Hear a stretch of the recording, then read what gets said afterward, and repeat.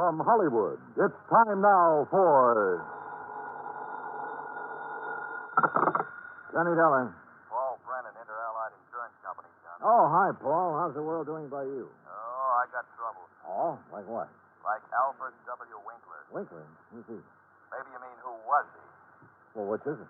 Well, that's the trouble, Johnny. We don't know. Huh? Well, he's disappeared, and with him a hunk of emerald worth exactly 100,000 clams. Wow. Well? Sure.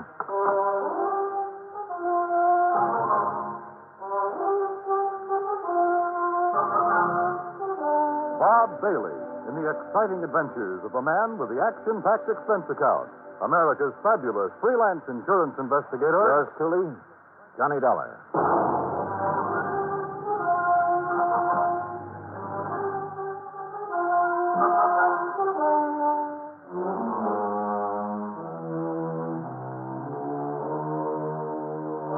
Expense account submitted by Special Investigator Johnny Dollar to the Inter-Allied Insurance Company, Dawson Building, Hartford, Connecticut. Following is an account of expenses incurred during my investigation of the Blooming Blossom matter.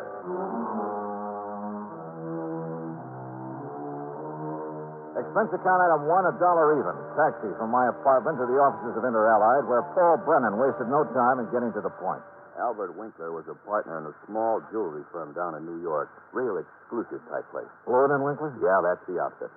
Well, a few days ago, they got hold of an emerald. It's called the Green Eye of Calcutta. And, Johnny, the darn thing's big enough to choke a horse. Okay, Paul, okay. I don't think you need to go any further. No, wait. They plan to put it on an exhibition at the big international jewelry show in Chicago next month, and Winkler took it home to work on it. Oof. Insured for 100,000, you said. Yeah, and Winkler's insured for 10. Okay. So who killed him and stole the rock? Listen, will you? Go ahead. Well, Sunday morning, his partner Blewett tried to phone him at his apartment. No answer. So Blewett sauntered down to the office thinking he might be there. But no sign of him? Right. Nor of the Green Eye of Calcutta. Only a note Winkler had left the night before saying he was taking a stone home to work on it. Well, that makes it look as though maybe Winkler... Listen. About that time, the phone rang there in the office. It was the police department, also looking for Winkler. Oh. Yeah, they'd been called by Winkler's landlord after a chambermaid had found his apartment completely ransacked and the old boy missing. Uh-oh. Who's working on it? For the NYPD, I mean. Sergeant Randy Singer, 18th Precinct, homicide. Oh, friend of yours, I believe. Yeah, good man. Has he come up with anything? Nothing. Well, Johnny? Sure, Paul. Now? No. Item two, another $1 for a taxi back to my apartment where I slicked the stubble off my face, showered, dressed, and was about to head for New York when the phone rang.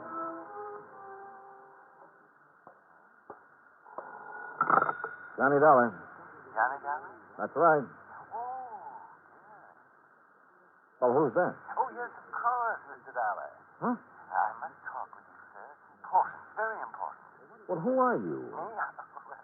This is Wilbert Kenworthy Blossom. Yes, and I must see you right away. What's this all about, Mr. Blossom, did you say? Oh, why, that's right. How did you know that? Oh, is this some kind of a gag? Certainly is not.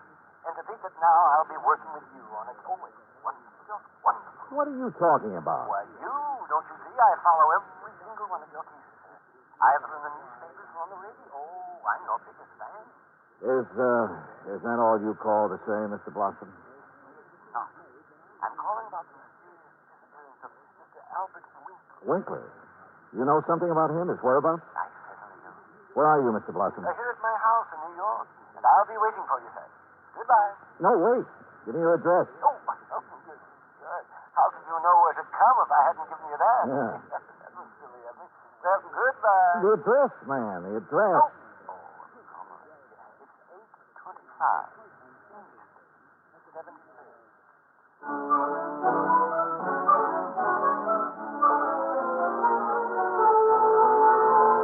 Item 3, $9.20, transportation and incidentals to New York City and 825 East 73rd Street. It turned out to be one of New York's famous old brownstone houses, well preserved and reeking of an era-long past, when the city's wealthy and elite had built row on row of these monuments to a now-forgotten financial aristocracy. Well, come in, Mr. Dollar. Come in. I'm Wilbert Kenworthy Blossom, and I cannot tell you how thrilled I am to be working with you on this. I don't know how to describe it, but I'll try. The inside of Blossom's home was unbelievable. Ornate pre-Victorian furnishings, heavy velvet draperies, huge lamps and chandeliers, gilt-framed mirrors, even an ancient horsehair sofa. It was also filled with dusty piles of newspapers and magazines, hundreds of old books. Travel books, Mr. Dollar, and mysteries. Oh, I just love mysteries. One corner of the high-ceilinged living room was piled with old trunks and handbags, an old carpet bag even. Boxes of tools and utensils were stacked about, an ancient Victrola, beat-up sewing machine. You just never know when you might want to sew something later. Old guns and pistols, some of them museum pieces. A stringless tennis racket, a pair of rusty handcuffs locked to the base of a floor lamp without a shade, a broken bicycle pump. That's just in case I ever find a bicycle to go with it, you understand. Yeah. Against one wall stood an old metal cabinet loaded with rusty surgical instruments and a worn-out catcher's mitt. Yet directly opposite was a corner shelf full of priceless porcelain figurines and rare pieces of china. Some of the old clocks and jewelry on the mantelpiece were collector's items. Fine original oil paintings lay among piles of old shoes. All in all, it looked as though the contents of half a dozen pawn shops had been dumped into it. That's auction sales, Mr. Dollar. Oh, yes, sir. I just cannot resist an auction sale or a bargain. But what are you going to do with all this stuff? Oh, just keep it. I like it. I like a lot of things. Yeah, so I see. Including 12 gross of Spencer's superlative steel-tipped shoelaces, patented 1841. They were a bargain, Mr. Dollar. Just like all this fine artwork is. Yeah, sure. Some of my friends pamper me a bit, though. You know, send me things they pick up at sale. Yeah. Now, look, Mr. Blossom, you told me you know something about Albert W. Winkler. Oh, yes. Yes, he is. Well? And think of that magnificent emerald. Gone. Disappeared. Yeah, but now you said... And that poor Intralite Insurance Company. Oh, my. That's how I knew you would be called on this case. But $100,000 and $10,000 on Mr. Winkler. Well, at least they're off the hook on him until he's proved dead. Aha. And that's where I come in. With proof. Proof? What proof? Have you seen Wink? Mr. Dollar, I have. Well, where is he? Do you understand, of course, that I know Mr. Winkler very well because I've seen him at his office so many times? Yeah, okay, go on. Oh, yes, indeed. Such beautiful, beautiful jewelry he had there. And, of course, he was always trying to buy some of the things I But had. you say you've seen him. Where? Well, Saturday I'd planned with a couple of old friends to attend a railroad auction. That was at Canyon City and Metropolitan Railroad. Winkler was there at the auction sale? Yes. Did you speak to him? Oh, no. Well, why not? You said you knew him. Oh, I didn't go to the auction. I wasn't feeling very well that day. I had a little cough. It was kind of like that. Then how do you know he was there? My friends went, and at least they talked about going. And I'm sure they did, too, because they sent me something from... And what do you suppose it was? I don't know. I don't care. Now, look here. You got... It was the very thing that has solved this whole case for you. What? And think of it. This dull, drab, dreary life of mine has suddenly become... Why, it's almost like a mystery story, isn't it? Adventure and... Look, Mr. Blossom... Think of it. I'm being a detective. I'm working with my idol, the famous Johnny Dollar. Oh, John. Mr. Blossom, what did they send you? What's that? Oh, yes. Here. Here it is, sir.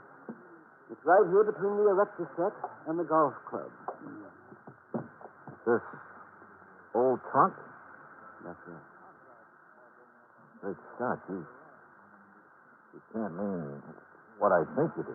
At first, of course, I thought of calling the police. But knowing all about you... Mr. Blossom, let me see that. Excuse me. There are a lot of crumpled newspapers on top. Yeah, I see. As old as the trunk. Good Lord. It isn't pretty, is it?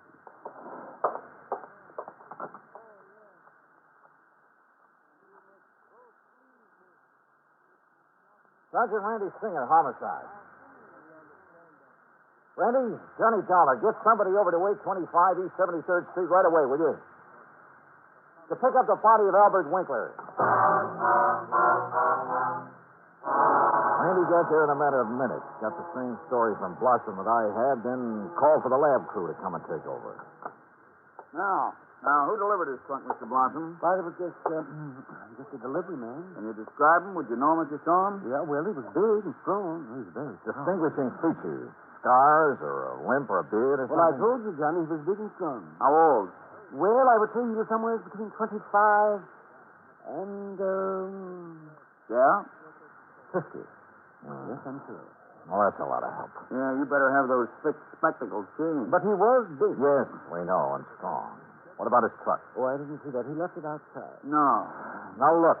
These friends of yours who did attend the auction, who were they? Oh, yes. Now the investigation proceeds. Now the excitement. Who were they, Mr. Blossom? Well, there's Randall and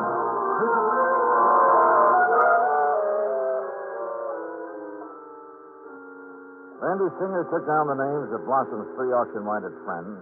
The lab crew arrived. Randy took off to dig up Blossom's friends, and I took a cab. That's item 480 to the apartment of Elwood Blewett, Winkler's partner in the jewelry business. Blewett lived alone in a modest but tastefully furnished 5 or 6 rooms on East 52nd Street. Of course, Mr. Dollar. I'll be glad to help you all I can. Albert's death has been a terrible blow. Yes. Well, tell me this, please. Yes? Did Mr. Winkler make a habit of taking valuable pieces of jewelry to his residence? Yes, Albert often took pieces home with him to work on them, clean, polish, and so on. Wasn't that a rather dangerous practice? Frankly, I always thought so, but he felt there was far more chance of being robbed if he were alone at the office than at his flat, where he wouldn't be expected to have anything of great value. Well, who has seen the Green Eye of Calcutta besides you and Mr. Winkler? I'm not sure. Of course, almost anyone would have been able to recognize it. Because of the publicity and pictures when you brought it over here. Yes. Come to think of it, Blossom indicated he'd been much impressed with it. Wilbur Blossom? Yeah. You know him? He's been in the office many times. He and Albert were always bickering over pieces that either of Bickering? us... Well, it was really something of a joke. Albert always wanted some of Blossom's heirloom pieces, and Blossom wanted some of the finer things we had. Did he ever buy? Never. He always wanted us to put them up at auction or at a bargain price. Hardly our way of doing things, needless to say. When did you last see Blossom? Last Friday, I was busy with an important client, and from the back room where Albert worked, I remember hearing Blossom insist that Albert show him the emeralds. What is it? I don't know. The silly argument got so noisy that I closed the door on them. Oh, now wait. Certainly you aren't thinking that perhaps Wilbur Blossom... I'm not quite certain what I'm thinking, Mr. Blewett.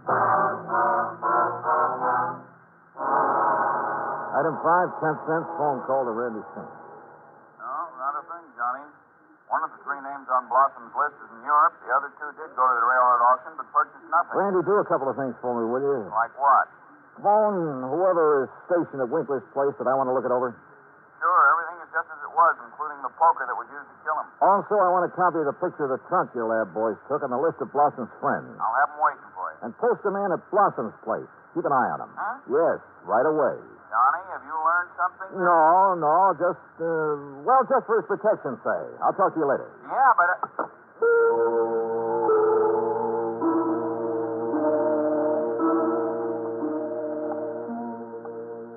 Blossom. Yeah, Blossom. Maybe I hadn't given enough thought to the strange little character.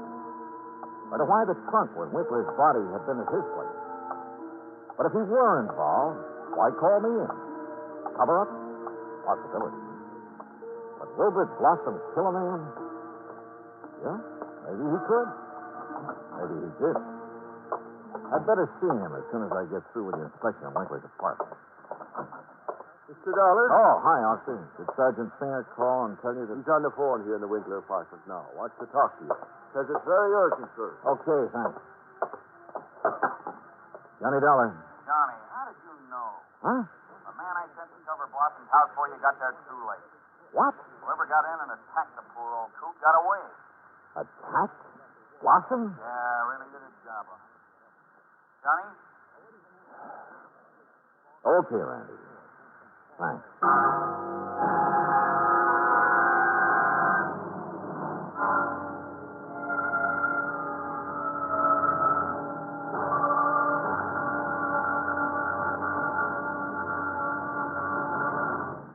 Act 2 of of yours truly, Johnny Dollar, in just a moment. Democracy. As everyone knows, democracy means many things. Self-rule of the people, a higher standard of living, freedom of speech, press and religion, rights and privileges, liberty. But the most vital promise of democracy is mankind's right to dignity. For it is through the dignity of man that democracy has given mankind its greatest legacy of freedom. Now, Act Two of yours truly, Johnny Dollar, and the Blooming Blossom Matter.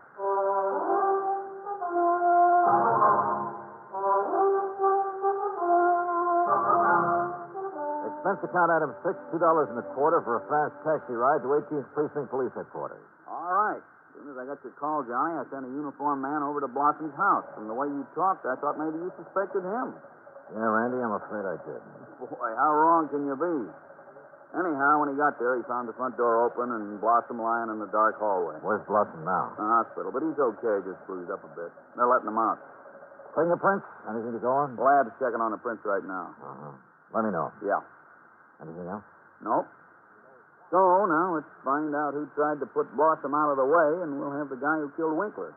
And stole the $100,000 worth of emerald, then shipped Winkler's body to Blossom. Oh, by the way, here's the picture of the trunk you asked for and the three names Blossom gave me. Harrison, Norton, and Scatterday. What are you going to do with them?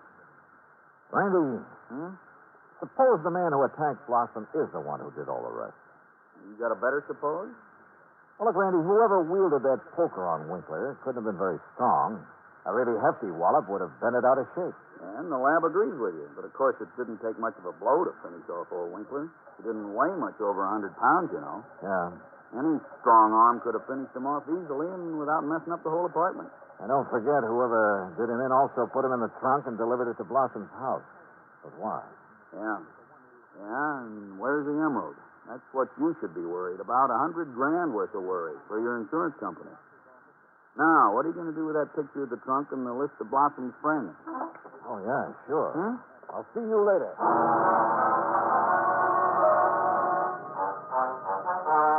Item 7, $5.50 for a taxi to the warehouse of the Canyon City and Metropolitan Railroad over in Jersey. There, I finally managed to track down a man who knew something about their occasional auction sales of unclaimed baggage and stuff. Insurance investigator, eh? That's right, Mr. McKinney. One of those boys with a fancy expense account, eh? Well, that's a matter of opinion. Look, you had an auction sale here last Saturday, didn't you? That's right. Handled it myself. Want to know something about something we sold off? Exactly. Then I'm your man. Always remember all about every single item I sell and who bought it and all about it. That's fine. Because I want to know if any of the names on this list bought from you on Saturday. Randolph Harrison. Man by the name of Harrison by anything? Nope. How about Percival Wentworth Scatterday? Nope. Ellsworth Norton? Nope. You sure, Mr. McKinney? I'm sure. How about Blossom? That a man's name? Yes, Wilbert Blossom. Well? No, sir. Nope, never heard of him. And like I told you, I never forget the stuff I sell or the fellas I sell it to. Wait. This picture of a trunk. Huh? Have you ever seen this trunk? Well, yeah.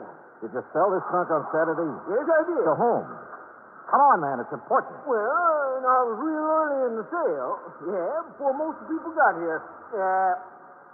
Bought this trunk and had it sent to his apartment in New York. And his name? Well, it was a funny kind of name. Blinky or Winky or... Oh, no. Winkler. Winkler. That was it. Albert Winkler. Item 8, $2, 2 drinks for myself at the nearest bar. But they didn't help to kill my feeling of utter frustration. Item 9, $5.50 taxi back to 18th Precinct headquarters in New York for want of a better place to go. That's about time you got here, Johnny. Oh? We matched up the prints we found after Blossom was attacked. You know who made them? Yeah, here's his card. Carlo Bernasconi. Any reckon? Couple of a dozen arrests, only one conviction. Anything to do with jewelry? Better. Accessory to a hijack operation a couple of years ago. He drove the truck. Hey. Sure. Got a mugshot of him? We got him downstairs. Come on, I'll take you down. Randy, what's he look like? Like you'd expect a truck driver to look. Big, husky brute. Has he admitted anything? Well, the threat of a murder charge made him talk all right, but none of it makes any sense. course it does. But he's our boy, all right. He killed Winkler, beat up Blossom. I thought your lab decided whoever killed Winkler was a small fella. Yeah, So the theory about the same man killing Winkler and beating up Blossom doesn't work. But, Johnny, holy... Come on down. Let's talk to this Bernasconi. After I make a phone call. Huh? Who to? No? Get me a man named McKinney, Canyon City and Metropolitan Railroad warehouse over in Jersey. Make it fast, please. Yes, sir. Hey, you been over there, Johnny? Just before I got here. You find out anything? No, but I'm going to now. Like what? Randy, for the first time, this whole thing is beginning to make sense. Here's your party. Mr. McKinney, That's me. this is Johnny Dollar, remember? Sure do. Good. Say, Now- I've been reading in the paper since you left here about that body found in the trunk over there in New York. Yeah, well, look. Isn't that it? Is that the same trunk you was over here asking about? Yes. Now, you told me that trunk was bought by a man who gave his name as Winkler. That's right. Do you remember what he looked like? Sure do. Why, I can give it to you as accurate as if it was in the police file. Well, Height, 5'9", maybe 9.5. go on. Weight, between 155 and 58. You see, when I was young, I worked with a carny show, guessing weight and height, and if I didn't guess it right... Yeah, okay. Now, how about the color of the eyes? Well, I noticed him because of the way he squinted through them thick, old-fashioned steel glasses. Thanks, Mac. I'm sending you a 10 spot on the next mail. Well, now. Well, Johnny, Come on, Randy. Let's go down and see this Bernasconi. you find something out new? Yeah, and I don't like it. I don't like it.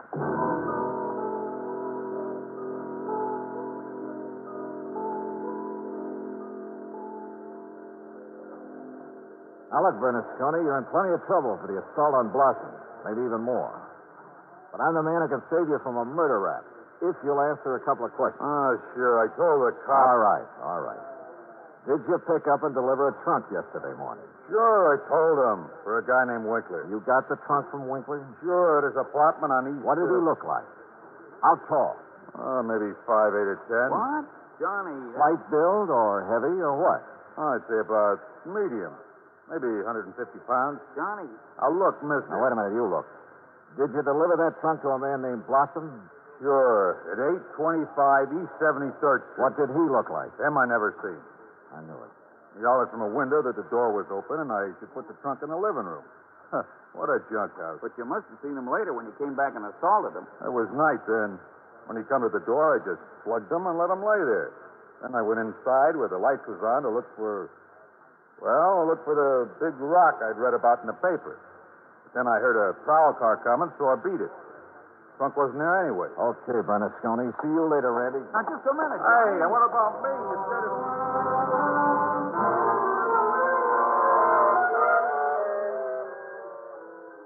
Item 10, 90 cents, taxi to Wilbur Blossom's old brownstone house on East 73rd.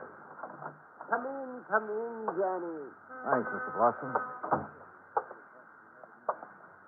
All recovered from your beating? Oh, of course, I am. Here, sit down.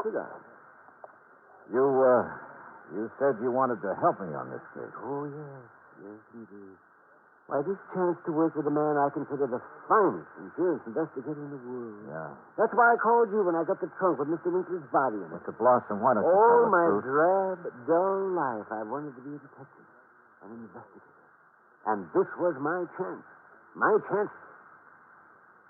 Tell the truth, did you say? Mr. Blossom, listen to some facts for a minute and see what conclusions you draw from them. Oh, deduction. Like a detective. To begin with, this house of yours so full of, well, junk. I told you, Johnny, I like things. I like things. But it also has a lot of fine paintings, sculpture, china, jewelry. Oh, I like all sorts of things, especially if they're fine and rare. And bargain. Like the Green Eye of Calcutta? The most beautiful emerald in the world. And I would conclude that you'd do just about anything to have that stone. Yes, sir, John. I'd reach the same conclusion. Okay. Now, when Albert Winkler and the emerald disappeared, it was in the papers that Inter Allied had written policies on them. Conclusion? Yes, sir. I would deduce that you would be called in. Wouldn't it be smart then, if the killer was afraid I'd eventually get around to him anyway? Wouldn't it be smart for him to call me in and offer to help me? As a cover-up for what he'd done? Oh, yes, indeed. Or at least you'd think it would. Oh, yes, I guess he thought it would. Another thing, Mr. Blossom. No? What is it, Johnny? The body was packed in the trunk with old newspapers. Like these you keep piled around. Oh, why, yes. And I would deduce... So obvious that both Randy Singer and I overlooked them completely. Oh, well, there are so many things piled around here. You couldn't be expected to... Johnny, Yeah. what really made you decide this? Well, I'd like to know. All right. Albert Winkler was a frail little old man, about 4'11", not much over 100 pounds. Yes, he was. But the man who bought the trunk and had it sent to Winkler's apartment, who gave his name as Winkler, that man was about 5'9", 155 pounds. And he wore thick, old-fashioned steel-rimmed glasses. But, Johnny, I can't see without them. Then there's the truck driver. The man who ordered the trunk delivered to this house gave his name as Winkler, too. But Winkler was dead by then. Dead from a blow inflicted not by some big bruiser, but by somebody of, say, your build. Oh, that awful truck driver who thought the emerald would be in the trunk and came here to steal it and who beat me up. I suppose you want the emerald.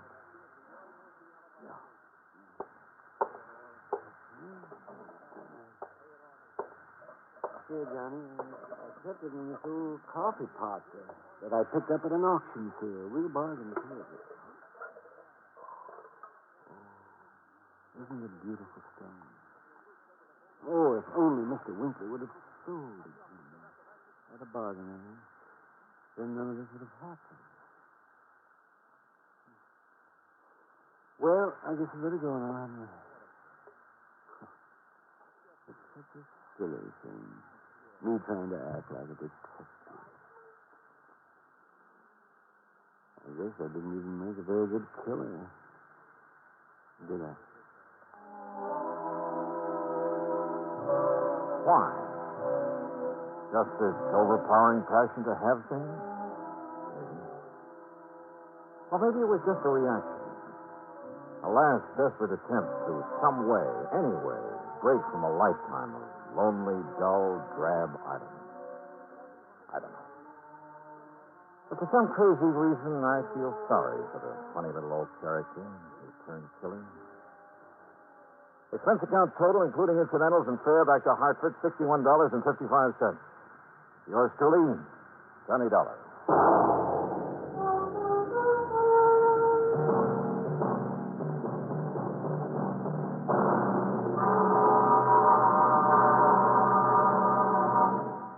Now, here is our star to tell you about next week's story. Next week, a case so simple, so easy, so obvious, that it proves almost impossible to solve. Join us, won't you? Yours truly, Johnny Dollar.